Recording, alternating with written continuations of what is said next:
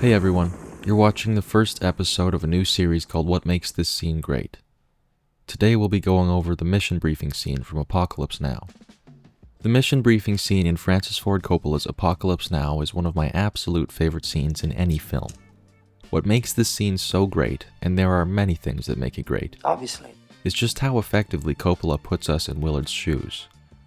For context, Captain Willard, our main character, has been summoned by his higher-ups to be briefed on a mysterious mission.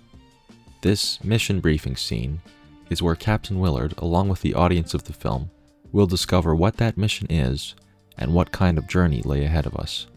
In order to understand what makes this scene so great, we have to look at some of the technical decisions made by Coppola and his crew.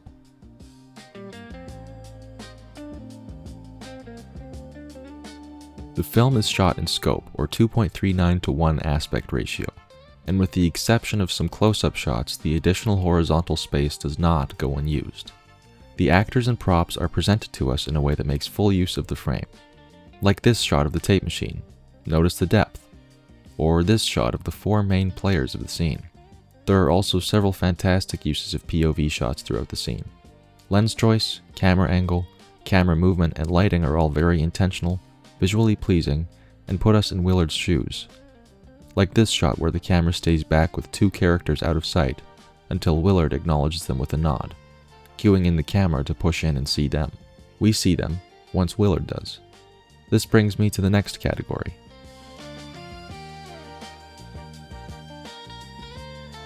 Coppola uses very intentional placement of actors and props on screen. Incredibly competent direction on Coppola's part. All actors are arranged in a way that seems natural while also very compositionally pleasing. Nobody is blocking our view of anybody else, the frame is balanced, and when the actors move, they move with purpose, like General Corman walking us over to the table where the rest of the scene will take place. Sitting General Corman opposite Captain Willard is the obvious choice, as Willard is our way into the story, and Corman is the main speaker.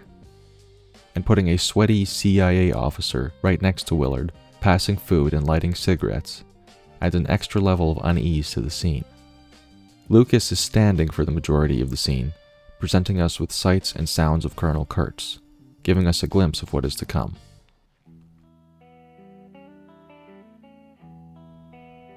The way that Walter Murch cut this together elevates the already fantastic scene even further.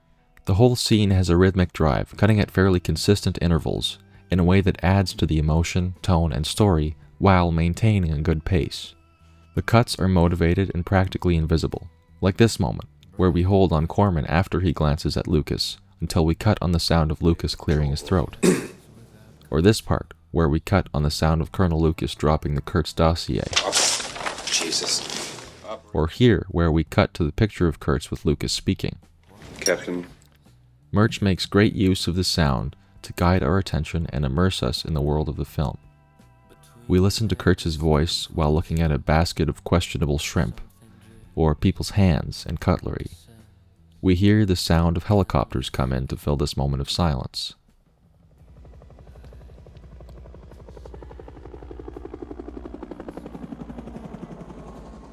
The editing keeps us engaged, immersed, and most important of all, it prioritizes the emotion of the scene.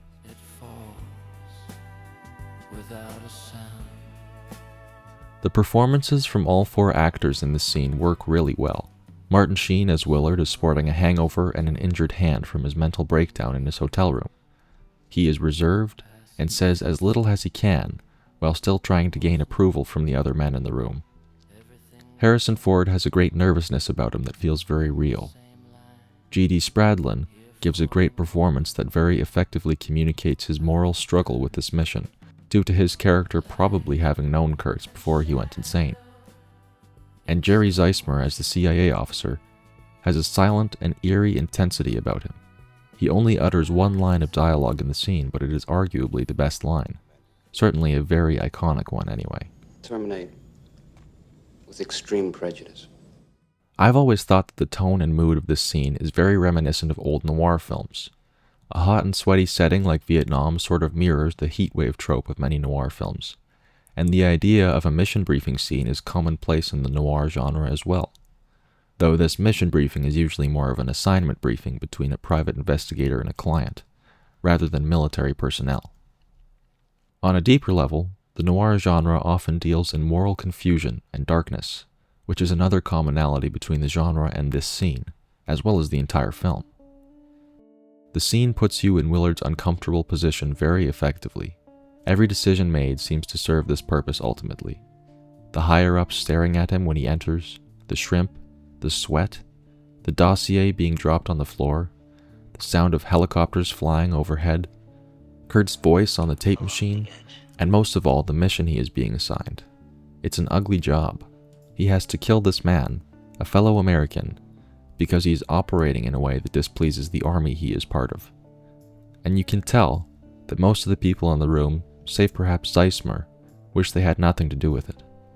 Overall, the scene is just a brilliant display of talented artists collaborating at the peak of their powers. Coppola, Storaro, and Murch, some of the very best in their fields, all working together to deliver a perfect scene and a masterpiece of a film.